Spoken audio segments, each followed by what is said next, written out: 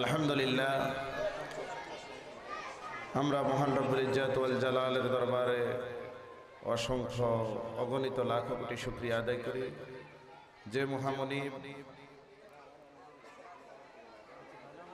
বিজ্ঞান এবং ইসলাম শিক্ষার সমন্বয়ে গঠিত আল ইরফান ইসলামিয়া মাদ্রাসা কর্তৃক আয়োজিত অভিভাবক সমাবেশ অনুষ্ঠান, অভিভাবক, আমন্ত্রিত অতিথি, ছাত্রছাত্রী এবং শিক্ষকদের একটি সুন্দর মিলন মেলা। শিক্ষার্থীরা এখানে তাদের দীর্ঘ এক বছর তারা যে অর্জন করেছেন তার থেকে সংক্ষিপ্ত কিছু পারফরমেন্স তারা আজকের অনুষ্ঠানে অতিথি এবং অভিভাবকদের নিকট প্রদর্শন করবেন।